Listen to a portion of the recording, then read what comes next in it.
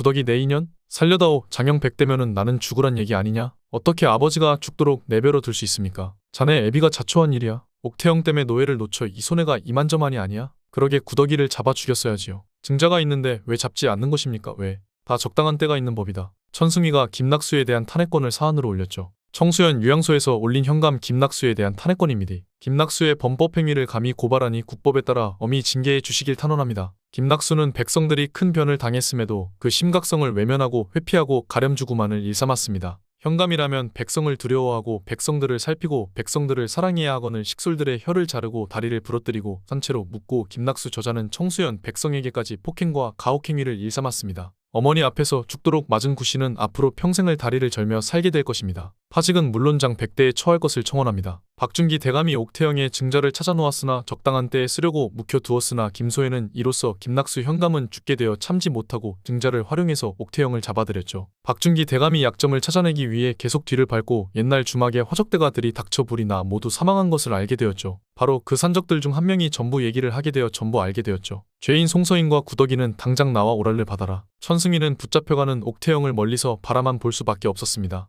그럼 이대로 부인이 잡혀가는 걸 보고만 있으란 말이야? 홀몸도 아니고 내가 빨리 구해야 하는 거 아니란 말이야? 천승희는 포박된 채 끌려가는 옥태영을 보고는 구하러 가고 싶은 마음이 굴뚝 같았지만 이러다 자신의 정체까지 탄로가 나면 정말 모든 게 끝이라는 옥태영의 말을 상기하게 됩니다. 그래서 더욱 속으로 삭히며 구하러 갈 수 없었죠. 하지만 이대로 옥태영을 포기할 수 없던 천승희는 노비주와 머리를 맞대어 구할 방도를 찾아보기 시작합니다. 하지만 의금부는 천승희를 끝까지 쫓게 됩니다. 그래서 도망을 갈 수밖에 없었죠. 도망가던 찰나에 점점 좁혀오는 의금부에 성윤겸이 나타나 도와주게 됩니다. 근처 버려진 집터에서 서로 옷을 바꿔 입고 조여오는 의금부 앞에 나서게 되죠. 의금부에 잡혀가지만 진짜 성윤겸이라는 것을 알고 금방 풀려나게 됩니다. 옥태영이 지금 붙잡혀갔다는 소식을 들은 박준기 대감은 김소혜에게 달려가 언짢은 목소리로 말하게 됩니다. 이 모든 게 네가 한 짓이더냐? 내가 적당한 때가 있다고 했는데 네 마음대로 이 증자를 가져다 쓴 것이더냐? 너는 어찌 이리 생각이 없는 게야? 지금 너와 내가 전면에 나섰다가는 노예 사업을 뺏으려는 것과 내 애비의 복수를 위해서 옥태영을 모함한다고 생각할 것이 아니더냐? 지금이라도 경고망동하지 말고 집 안에만 잠자코 가만히 있거라.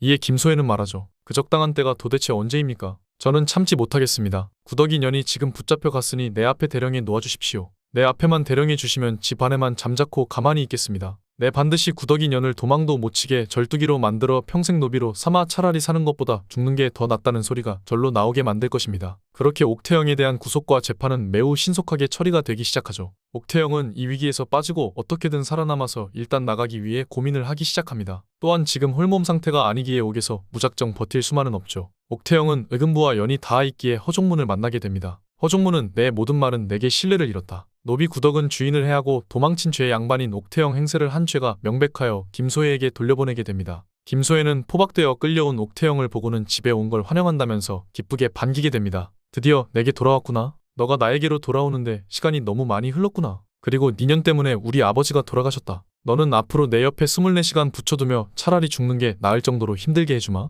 다시는 도망가지 못하도록 절투기부터 만들까? 이에 옥태영은 너희 아버지께서 사람들을 그리 못살게 굴어서 돌아가셨는데 아직도 정신을 못 차렸구나. 그리고 청수연 사람들은 모두 옥태영을 구할 방도를 연구하기 시작합니다. 옥태영의 임신까지 한 몸으로 잡혀간 것을 알게 된 빈가의 여인들은 더욱 크게 걱정을 시작하죠. 특히 옥태영에게 큰 은혜를 입은 홍씨 부인이 어떻게든 은혜를 갚으려고 나서게 됩니다. 김씨 부인은 이 사실을 전부 알고 계셨습니까? 그 똑똑하고 영민한 옥외지부가 정작 도망노비였단 말이 안 되지 않습니까? 억울한 누명을 쓴 것이라면 우리가 대책을 세워 데리고 나와야지요. 아니면 원주인을 찾아가서 면천을 시켜달라고 사정이라도 해봐야 되지 않겠습니까? 이대로 두면 차명을 당해 꼼짝없이 죽게 될 것입니다. 옥씨 부인에게 은혜를 입지 않은 자가 이 청수연에 어디 한 명이라도 있습니까? 청수연을 위해 곳간을 내어주고 그 귀한 노예까지 무료로 나눠주어 이 마을을 살려내지 않았소. 김씨 부인과 홍씨 부인이 서로 대화를 나눈 뒤에 자신 또한 옥태영에게 큰 은혜를 입었다 말을 하며 자모회의 부인들과 가서 옥태영을 도울 방법을 찾겠다고 말하죠. 김씨 부인은 먼저 한양으로 떠나 아들 이덕훈 남편 이충일에게 도움을 요청해 볼 참으로 찾아가게 됩니다. 하지만 이충일의 상황이 좋지 않아 보였죠.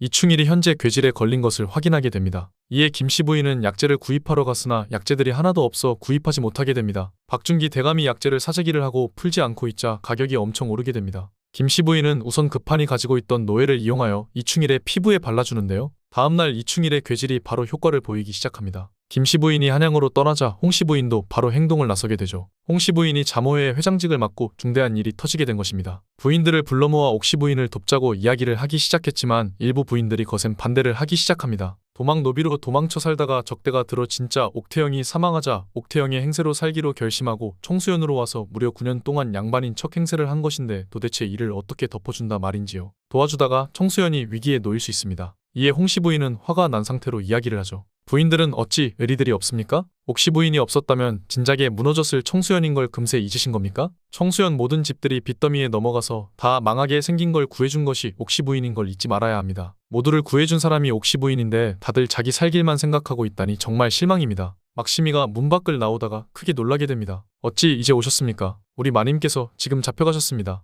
바로 성윤겸이 돌아와 이 모든 상황을 파악하고 있었죠. 이에 집에 숨어있던 천승위와 성윤겸이 다시 마주하게 됩니다. 천승위는 내가 왜 여기에 있고 어떻게 여기에 왔는지 등 그간 있었던 이야기를 전부 하게 되죠. 이덕훈은 박준기 대감의 뒤를 밟고 있었으나 증자를 찾기에는 너무나 힘이 들었죠. 이때 이덕훈 앞에 성윤겸이 나타나게 됩니다. 성윤겸이 그간 증거들을 모아두었던 것을 이덕훈과 공유를 하게 됩니다. 전라도 사기 사건과 만수삼 사기 사건에 대해 전부 박준기 대감의 지시라는 증자를 가지고 있었죠. 전라도와 만수삼 사기 사건을 알아오느라 조금 늦었소. 옥태영은 내부에서 박준기 대감이 약재를 전부 다 사들여서 묶어두어 가격을 몇 배로 띄우고 있다는 것을 알아내죠. 한양은 지금 괴질로 인해 병이 퍼지고 많은 사람들이 죽어나가고 있으며 격리가 급심해지고 있습니다. 이에 옥태영은 노예를 생각하게 됩니다. 김씨 부인이 한양 이충일에게 와 있고 옥태영을 만날 기회를 만들게 됩니다. 만나서 김씨 부인은 지금 현재 상황이 어떠한지 물어보고 구할 방도를 찾게 됩니다. 옥태영은 허종문과 사이가 틀어져 김소혜에게 노비로 간 것이 아니었습니다. 이는 옥태영과 허종문의 대비책이었습니다. 옥태영은 허종문에게 자신이 구더기가 아니라는 점은 끝까지 인정하지는 않았지만 박준기 집에 들어가기 위해서 구더기 행세를 하겠다고 자초한 것이었죠. 박준기의 계략과 증거를 수집하는 것이 밖에서는 한계가 있었죠. 박준기 대감이 꼬리를 자르고 엄청 치밀한 자이기에 옥태영은 내부에 들어가지 않는 한 발 켜내기 어렵다고 판단을 하여 직접 김소혜에게 보내달라고 합니다. 내부에서 박준기 대감의 모든 증거를 하나하나 입수하게 됩니다. 입수한 증거를 김씨 부인에게 전해주게 됩니다. 증거를 전해주며 옥태영은 지금 자신보다 괴질로 인해 병이 퍼지고 격리가 심하다는 것을 더 걱정하게 되는데요. 김씨 부인이 여기서 노예가 효과가 있다는 것을 알려주고 천승위가 개발한 잘게 빻은 노예를 값싸게 팔 계획을 마치게 됩니다. 이충일이 이 노예를 값싸게 구입하는 것을 돕게 되며 이로 인해서 괴질로 인해 병이 퍼져 있던 사람들이 노예로 인해 점차 상황이 나아지고 있었습니다. 또한 격리까지 해제되고 죽어나가던 사람들도 눈에 띄게 줄어들게 됩니다. 여기서 박준기 대감은 자신이 전부 끌어다 모은 약재들이 쓸모가 없어지고 몇 배로 불린 값들이 제값도 못하게 되었습니다. 큰 손해를 입은 박준기 대감은 옥태영을 찾아와 크게 호통을 치게 되죠. 감히 노비년이 어느 안전이라고 나대는 것이냐. 너로 인해 내가 손해를 입은 게 한두 건이 아니다. 금광이며 노예며